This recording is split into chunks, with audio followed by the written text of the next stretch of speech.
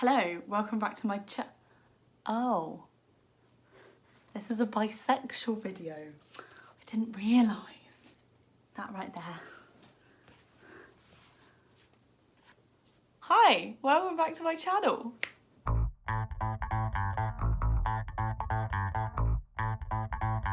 Just trying to do as many like chaotic bisexual things as I possibly can. This hat, firstly, is literally so cute. It's amazing. I'm so excited to let it shine in the summer. It is from the brand Queer.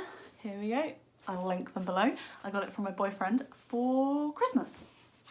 So this, I literally am like, finger guns. Are you a finger gun bisexual or a peace sign bisexual? I'm both. Okay, so hi, welcome back to my channel. I'm Jazz, this is Travels in Fiction, and today we are starting a little bit of a mini series on my channel, which is going to be little mini reading vlogs.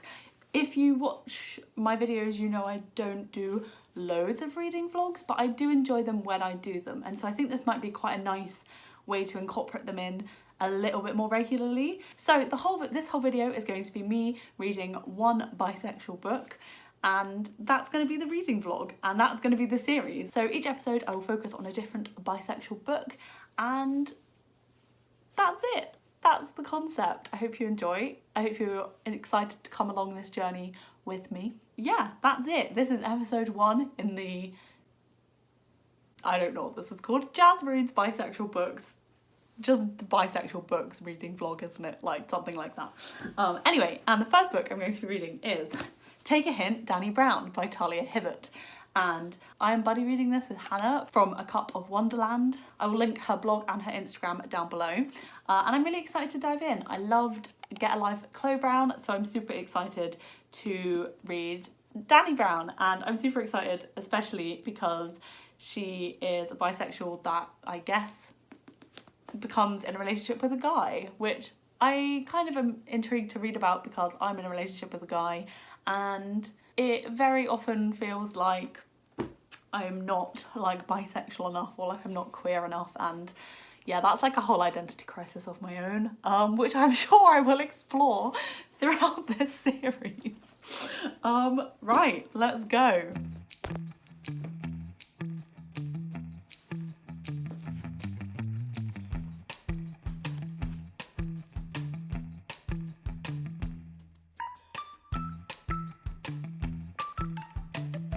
Hi, so this is a really weird angle that I have never filmed at before. My tripod is balancing on my kettle.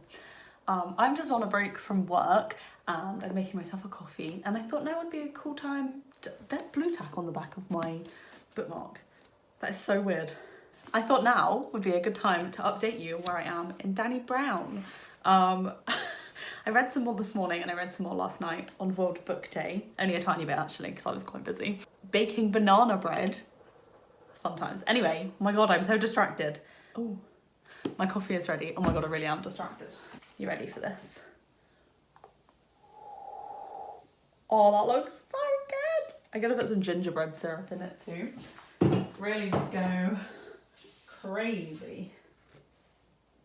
Oh, okay, that's excellent. I'm on page 150 of Take a Hint, Dani Brown, and I'm really enjoying it so far.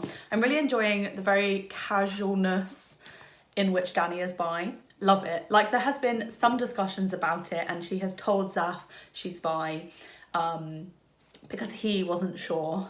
So like in a kind of like natural way it's come up in conversation, and like, I don't know, just the way they talk about it, it was really interesting, and I like the way that she talks about it with Saoirse as well. So that's really fun. I'm loving that.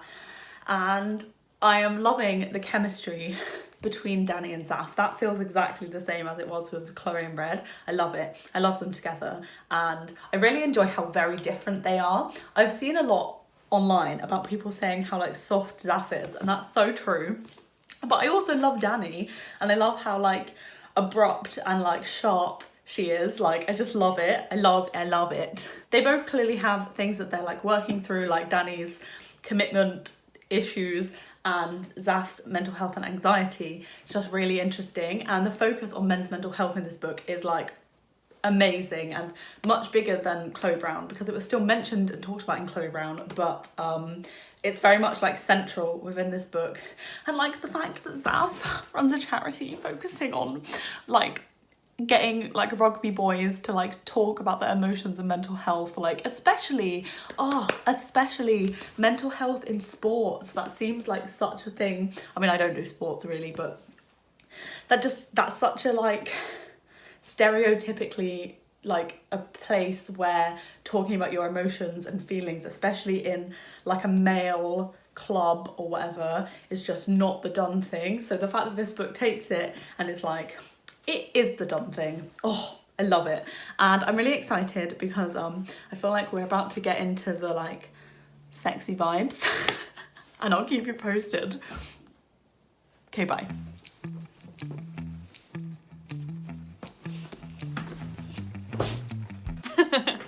Hello. Okay, so here's the situation. This was meant to be a reading vlog and I filmed no clips. I finished this book, I finished it a while ago and I forgot. But I wanted to talk about it. I wanted to wrap up this video. I still want to post it because I really want to still like, you know, spotlight this book. So whatever, let's just talk about it. The next bisexual reading vlog is an actual reading vlog. Maybe I'll change the style up. We don't know. We're living in the moment. Take it, Dani Brown. Okay, I finished this quite a while ago now. Still this month, but like I've read quite a few books since this. I really liked it. I'm trying to remember what I said in this reading vlog and what I said in my wrap up, which I will link below because I talk about this book with more fresh eyes, but I'm just going to repeat myself anyway. I really liked the casual bisexualness of this book. It is absolutely not the focus of the story, which is refreshing. I love to see casual queer characters living their lives, just doing their thing, and it's just really nice to see. Dani's bisexuality comes into play when it's relevant and when she needs to talk about it or when it like comes up, but like apart from that it's not the focus at all, which was just really nice. Her grandma, for example, was like inclusive when like talking, or like corrected herself to be inclusive, which is actually really important when talking about like Dani's prospective partners, and kind of like corrected herself to be inclusive of the fact that Dani is bisexual. And we love to see that, especially with like an older person. They're not always going to get it right on the first try, but the effort in correcting themselves, I love it. So that's really nice, and also shows like the close family bonds. And then the relationship between Dani and Zaf is just so lovely. Dani is such an interesting character. She is so involved in her studies and her work and so driven, and that is so motivating, but also at the same time she needs to learn when to stop and when to take a break, and Zaf in turn like helps her see that, and also in turn supports her when he knows no, she's not going to want to take a break, she wants to study hard right now.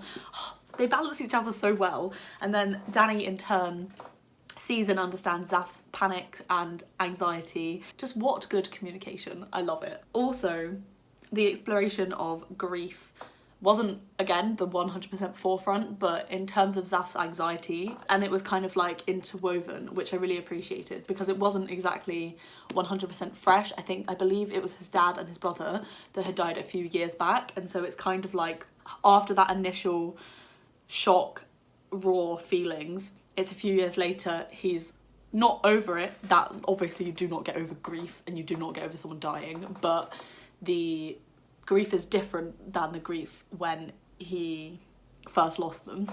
And so that is also a really interesting like avenue, I guess, and really interesting to see, because it's always interesting to see what kind of stage, I guess, of grief is depicted when grief is mentioned, because it obviously ebbs and flows and it's also very different for lots of different people. And so that was really interesting. Also, the sex. Talia Hibbert writes sex amazing. I've never really read smutty books. I have read one novella that included smut and I hated it. And I was like, maybe that's just not for me. Guys, no, stop fighting. Not allowed. Go. fighting. Anyway, I just assumed I didn't like it, but these books are very much showing me I do like it when it is written well, and oh boy, these are written well. So yeah, that's that. I think this is definitely a 5-star for me. I loved it. And I'm so excited to pick up Act Your Age, Eve Brown. Really, really exciting. And I know that that book has autistic rep, which I really want to be reading more books with autistic rep. So yeah, really excited to pick up Act Your Age, Eve Brown. I will say, I have seen a post on Instagram, and I will link it below, about the Muslim representation in this book. And because Talia Hibbert is not Muslim, some of the representation could be harmful in terms of like them choosing which parts of Muslim culture to include and which parts to exclude when they're not Muslim. I will link those below if you would like to take a read. Hello, very much future Jazz popping in here quickly because I don't think I explained myself fully enough in that conversation, especially in terms of like the nuance of how we critique authors. And so I wanted to just quickly pop in and kind of mention it, I guess. I spoke about this in my wrap-up too, so if you are interested, you can check out my wrap-up as well. But I just think it's important to kind of acknowledge and recognise what level of scrutiny we're giving to authors, and specifically whether we're giving the same amount of scrutiny to white authors that we do to black authors or other authors of colour. And the answer is no, we don't. White authors get away with so much more than authors of colour do, and so I think it is just important to bear in mind, especially coming from like a white reader, to like consider kind of the whole conversation and not just part of the conversation. Of course, critique is valid in all circumstances, but it is important to bear in mind that conversation at the same time. And that is all I wanted to say, really. That it's not just like a one-faceted conversation, it's like a multitude of things. Okay, I'll pass it back to Jazz to wrap up this conversation. That is Take a Hint, Dani Brown. I would really recommend it. I really, really loved it. Oh my god, also fake dating. I probably said this already, but like, I love fake dating. And like, fake dating as adults, hard to do well, because like, why would adults be fake dating? Like, you have an actual life to lead, but it's done really well, and I loved it, and it was really cute, and no, so good. Okay. Thank you so much for watching the first Bisexual Books reading vlog. Was this a reading vlog? It's okay, I wanted to talk about this book. The next reading vlog I have actually already done, and it is more of a reading vlog, so stay tuned for that. The next one that is coming is of a memoir. Ooh, a bisexual memoir. Interesting. If you have any recommendations for bisexual books, please leave them below, because I would love to make this into a little bisexual books series on my channel. Maybe sometimes there'll be reading vlogs, sometimes it will just be me gushing about the book, sometimes, yeah, I don't know, I just want to be a bit creative with it and not have it as like a formula and it gets boring, because I like to stay creative, and in that way things are interesting.